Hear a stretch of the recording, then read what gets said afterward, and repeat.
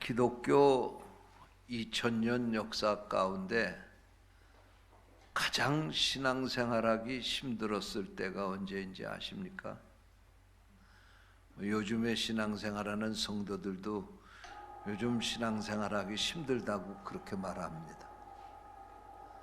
신앙생활이 쉬운 때는 한때도 없었어요. 신앙생활이 예수님 앞에 십자가 지고 예수님 따라가는 건데 쉬운 십자가가 어디 있겠어요? 쉽게 신앙생활 하려고 그러는 게 잘못된 생각이지. 신앙생활은 어려운 겁니다. 근데 지금보다도 신앙생활하기 참 어려운 때가 있었어요. 우리가 말하는 초대교회 시절이라고 그렇게 말하는데 주후 30년부터 예수님 승천하시고 나서부터 주후 80년까지가 우리 기독교 2000년 역사 가운데 제일 힘든 때였습니다. 유대인들은 예수 믿는 사람들을 이단처럼 생각하고 핍박을 했죠. 로마 사람들은 로마 권력을 가지고 예수 믿는 사람들 모이지도 못하게 하고 복음 전하는 것도 반대하고 황제 숭배를 강요하고 그랬잖아요. 또 이방인들은 또 이방인들 나름대로 우리 복음 전하는 사도들에게 또 핍박을 하고 이렇게 말할 수 없는 핍박을 받는 가운데서도 그 당시 성도들이 끝까지 믿음을 지키고 승리했습니다. 그런데 그들이 이 믿음을 가지고 살 수 있도록 그들을 붙잡아주고 그들을 위로한 두 가지 중요한 단어가 있습니다. 그 첫 번째는 익투스입니다. 이 익투스라고 하는 이 말은 헬라어인데 헬라어의 익투스 그러면 물고기라는 뜻이에요. 물고기. 그런데 이 익투스라고 하는 말은 하나님의 아들 구세주 예수 그리스도 이것의 초자를 따가지고 그걸 조합을 하면 익투스라고 하는 단어가 돼요.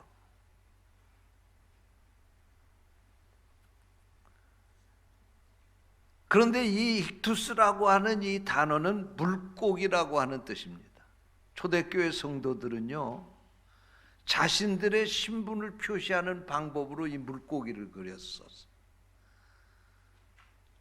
그래서 그 무서운 박해 가운데서도 그들의 신분을 속이고 또 크리스찬들이 같이 만나고 또 그들이 무슨 연락을 하고 그럴 때에는 자기들의 신분을 물고기를 그려서 그렇게 사용을 했어요.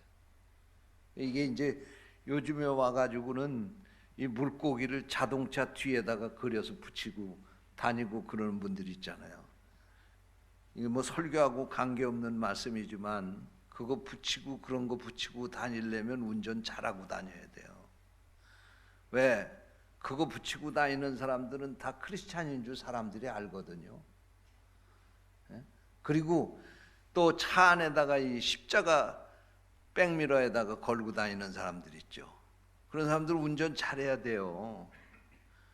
그거 물고기 뒤 트렁크 뒤에다 붙이고 얌체 운전을 하고 불법 운전하고 끼어들기 막 하고 신호 위반하고 그러면요 하나님의 영광 가리는 겁니다. 저는요 일부러 운전을 그렇게 하려고 그거 안 달고 다니는 게 아니라 저는 아직까지 그런 거 차에다 안 달았어요. 왜? 어떻게 하다 잘못해서 실수하면 하나님 영광 가릴까 봐. 저는요 사실 목사가 돼가지고 우리 목사들이 입는 이 로만 칼라 옷 있잖아요. 전 그것도 여태 한 번 못 입어봤어요. 왜? 혹시 그거 입고 어디 갔다가 혹시 하나님 영광 가리는 일하면 어떻게 해요?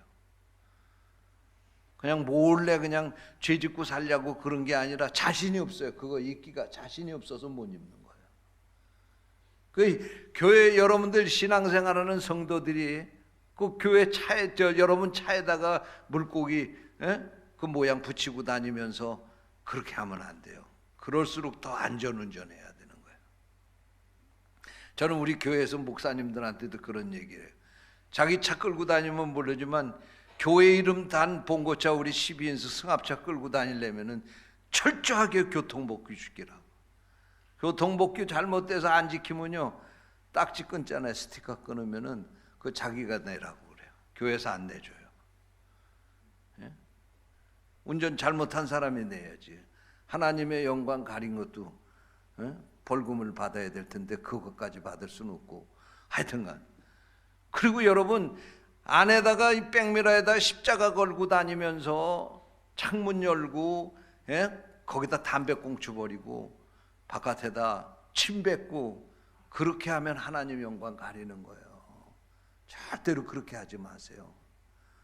그리고 혹시라도 실수할지 모르니까 그런 거 함부로 막 달고 다니고 그러지 마세요. 어떤 사람은 나쁜 짓 하면서 십자가 목걸이 걸고 다니면서 나쁜 짓 한다고 그러더라고요. 그렇게 하면 하나님 영광 가리는 거예요. 하여튼간 이 초대교회 성도들은 자기의 신분을 지키고 서로에게 위로가 되고 격려가 되기 위한 표식으로 익투스, 이 물고기 형상을 만들어서 그거를 그들의 표식으로 삼았어요. 그러면서 그들 가지고 있는 긍지가 뭐냐면 우리들은 하나님의 아들 구세주 예수 그리스도를 믿는다고 하는 그런 확신을 가지고 살면서 그들에게 주어진 그 모든 박해들을 이겨냈어요. 할렐루야. 우리가 어떤 세상에 있는 미신을 믿는 게 아니고 하나님의 아들 구세주 예수 그리스도를 믿는 성도다 하는 긍지를 가지고 살았어요. 두 번째로 그 무서운 박해 가운데서도 성도들이 그 박해를 이길 수 있는 아주 중요한 단어가 또 하나 있는데 그건 뭐냐면 마라나타였습니다. 마라나타라고 하는 이 말은 아람어인데 오늘 읽은 성경 본문 말씀에서 주 예수여 어서 오시옵소서 그런 뜻이 마라나타예요. 그들에게 죽음을 위협하는 그런 박해가 오고 그들이 예수를 믿고 믿음 안에 사는 것 때문에 감옥에 갇히고 비록 순교 현장에 끌려간다 할지라도 그들은 이 마라나타의 신앙을 가지고 그 모든 것을 이겨냈어요. 이 고난이 있지만 곧 주님이 오실 것이다. 지금은 내가 이 고난의 현장에서 이 고난 때문에 어려움을 이 박해 때문에 고난을 당하고 있지만 그러나 머지않아서 우리 주님이 오실 것이고 그 주님이 오시면 나를 주님께서 영원한 저 천국으로 데려가실 것이다. 할렐루야. 이런 믿음을 가지고 그 모든 어려움을 이겨냈습니다. 여러분 오늘도 우리들이 이 세상에서 살면서 이 어려운 세상에서 우리 믿음을 끝까지 지키고 승리하려면 마라나타의 신앙을 가져야 될 줄로 믿습니다. 할렐루야. 그래서 저는 오늘 읽은 이 본문 말씀을 가지고 마라나타 이러한 제목으로 말씀을 전하려고 합니다. 성령께서 이 말씀을 듣는 우리를 깨우쳐 주시기를 원합니다. 그러면 구체적으로 마라나타가 무언가? 첫째로 마라나타는 기다리는 신앙입니다. 할렐루야. 마라나타라고 하는 말은 주 예수여 어서 오시옵소서 하는 뜻이 있는 그런 말처럼 이 마라나타라고 하는 것은 이 땅에 재림하시겠다고 하는 주님의 약속을 믿고 주님을 기다리는 성도들의 고백이 바로 마라나타였습니다. 우리 주님이 하늘나라로 승천을 하시면서 요한복음 14장에 말씀하시기를 내가 너희들이 있을 곳을 예비하고 다시 이 땅에 오시겠다고 약속을 하셨어요. 그래서 그 약속을 믿고 초대교회 성도들은 그 무서운 박해 가운데서도 예수님을 기다리며 살았습니다. 여러분 당시에 그 로마의 무서운 박해 그리고 그 로마의 황제를 숭배하도록 하는 그 강요 이러한 것들이 이 우리 크리스찬들에게는 죽음의 위협을 느끼는 무서운 힘이었습니다. 그럼에도 불구하고 그들은 이러한 세상 가운데서도 죽음을 두려워하지 않고 그 믿음을 지켰는데, 그것이 바로 마라나타 신앙이었습니다. 내가 지금 죽으면 천국에 갈 것이고, 내가 이 모든 고통을 이겨내면 우리 주님이 오셔서 나를 영접해 줄 것이다. 우리 주님 만나면 이 모든 것이 다 물러갈 것이다. 이런 믿음을 가지고 그 모든 박해를 이겨냈다. 그런 말씀입니다. 또한 이 믿음을 가지고 끝까지 내 믿음을 지키면 지금의 고난은 앞으로 나타날 영광과는 비교할 수 없다. 이렇게 믿고 성도들은 그 모든 어려움을 이겨냈습니다.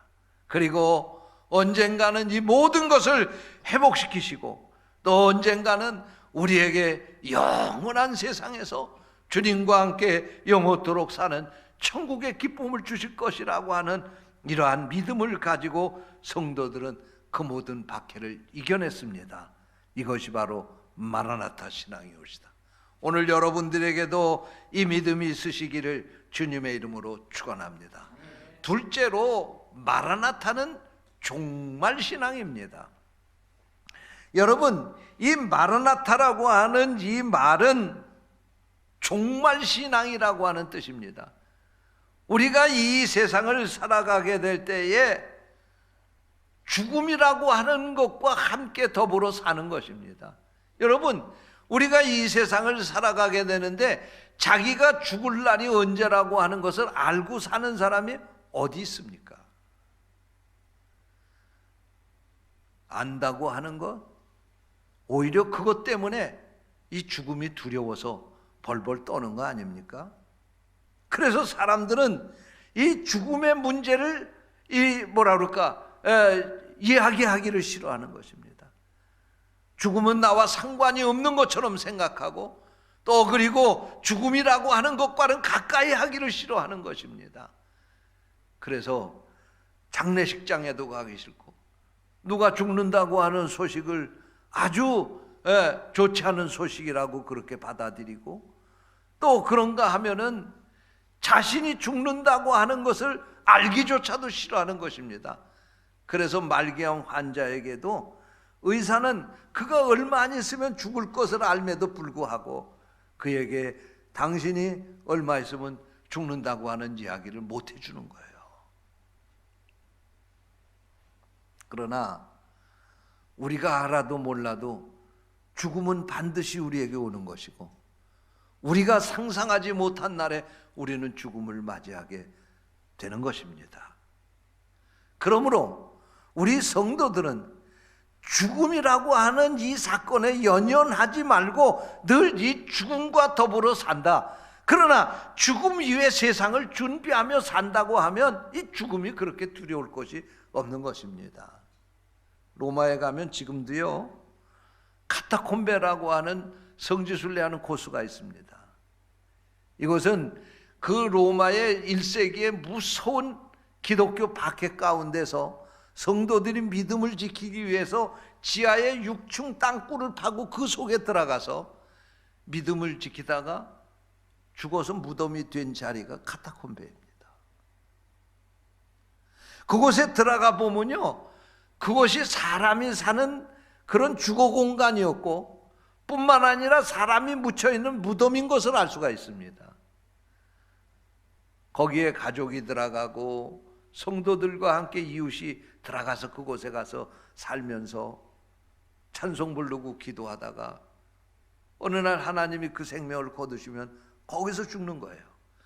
죽으면 그 바깥으로 그 시체를 끌고 나와서 어디 무덤에다 매장하는 게 아닙니다. 거기다 그 시체를 닦아서 그 땅굴에다가 선반같이 생긴 그 위에다가 그 시체를 올려놓는다는 거예요. 그러면 그 속에 있는 같이 살던 성도들은 날마다 그 시체를 쳐다보면서 그리고 같이 사는 거예요. 그때 그들의 생각이 무엇이었겠어요? 그 시체를 보면서, 그래, 저기 아무개가 저렇게 죽어서 누워있는 것처럼 나도 언젠가는 저렇게 누워서 저렇게 죽어서 저기에 누일 것이다. 이런 생각하면서 산 거 아닙니까? 여러분, 그게 우리가 죽음과 같이 가까이 있다고 하는 것을 증명하는 것입니다. 여러분, 아무리 우리가 죽음을 거부한다 할지라도, 죽음을 생각하려 하지 않는다 할지라도 죽음은 우리에게 호련히 와서 우리도 이 세상의 모든 것 내려놓고 그것을 맞이할 수밖에 없는 존재라고 하는 것을 믿으시기를 바랍니다. 그러기 위해서는 우리가 남은 생을 잘 살기 위해서라도 이 죽음을 알아야 되는 거예요. 죽음을 피하려고 피할 수 있는 것도 아니고, 거부한다고 해서 거부할 수 있는 것도 아닌 것입니다. 여러분, 이 죽음은 항상 우리에게 가까이 있는데, 우리가 이 죽음 앞에 잘 살기 위해서는 죽음이 무엇인지를 알아야 돼요. 바울 사도는 로마서 14장 7절 8절에서 이렇게 고백했습니다. 우리 중에 누구든지 자기를 위하여 사는 자가 없고 자기를 위하여 죽는 자도 없도다. 우리가 살아도 주를 위하여 살고 죽어도 주를 위하여 죽나니 그러므로 사나 죽으나 우리가 주의 것이로다. 할렐루야. 우리가 믿음 안에 살기 이전에는 누구든지 자기를 위해서 살고 자기를 위해 살다가 죽는 거예요. 그러나 믿음 안에 살고 난 이후에는, 우리가 믿음 안에 살면서는 우리가 사나 죽으나 주를 위해서 살다가 주를 위해서 죽는 거예요. 할렐루야. 이런 믿음을 가지고 살아야 우리가 올바르게 세상을 살 수 있다, 그런 말씀입니다. 여러분, 날마다 초대교회 성도들은 마라나타를 외치고 살았어요. 그들은 이 죽음 앞에서도 죽는 것이 두렵지 않았습니다. 왜냐하면 이 죽음은 나에게 모든 것의 끝이 아니고 영원한 세계로 가는 새로운 출발이라고 그들은 확신하고 있었기 때문에 그렇습니다. 그들은 날마다 죽음 앞에서 자신만만하게 살았습니다. 죽음을 가지고 그들을 핍박하고 위협한다 할지라도, 비록 그들이 순교하며 그 죽음을 맞이했지만 죽음 앞에서 떨지 않고 죽음 앞에서 믿음을 팔지 않았습니다. 여러분, 이것이 바로 마라나타의 신앙이옵시다. 오늘 여러분에게도 이런 신앙이 있으시기를 주님의 이름으로 축원합니다. 세계 제2차 대전 때에 일본이 끝까지 항복을 하지 않으니까 미국이 일본 히로시마에 원자폭탄을 투하하기로 결정을 했습니다. 미국은 원자폭탄을 히로시마에 투하하기 위해서 미리 비행기를 그 히로시마 상공에 띄워가지고 그 히로시마에 사는 시민들에게 삐라를 뿌렸습니다. 그 내용은 히로시마 시민에게 경고한다. 모든 시민은 8월 6일 0시까지 히로시마 50m 밖으로, 50리 밖으로 나가라. 그렇게 쓴 삐라를 상공에서 뿌렸습니다. 그러나 시민들은 그 삐라를 보면서도 대수롭지 않게 생각을 했습니다. 그저 협박을 하는 것이겠거니 그렇게 생각을 했습니다. 그러나 그 중에 소수의 사람들은 그래도 혹시 모르니 히로시마 50리 밖으로 나가자, 그리고는 대피를 한 사람들도 있었습니다. 드디어 8월 6일 아침이 되었습니다. 사람들은 과연 오늘 무슨 일이 일어날까 관심을 가지고 이제 하늘을 쳐다봤습니다. 그런데 이게 웬일입니까?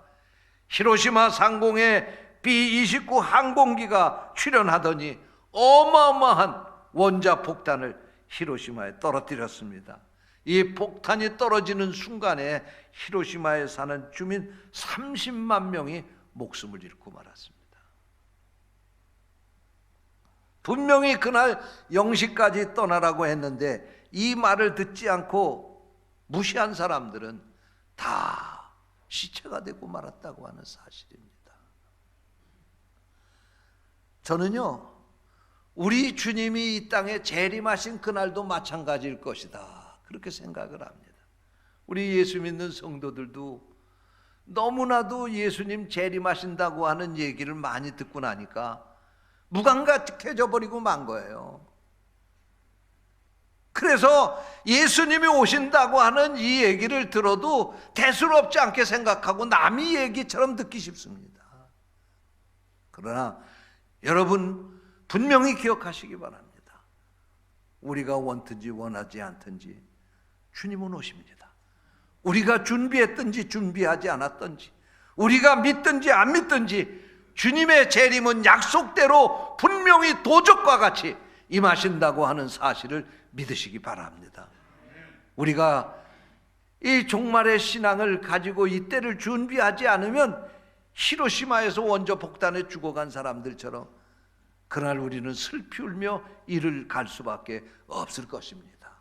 사랑하는 성도 여러분, 종말을 준비하는 성도들이 되시기를 주님의 이름으로 축원합니다.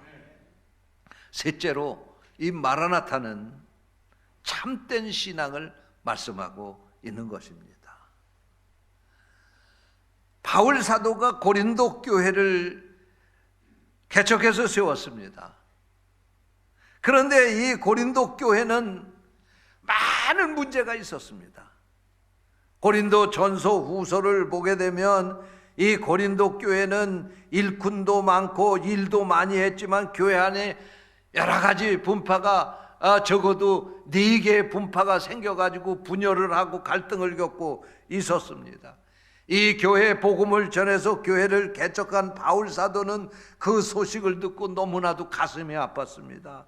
그래서 이 교회를 바로 세우기 위해서 편지를 썼는데 그것이 바로 고린도 전서 고린도 후서입니다.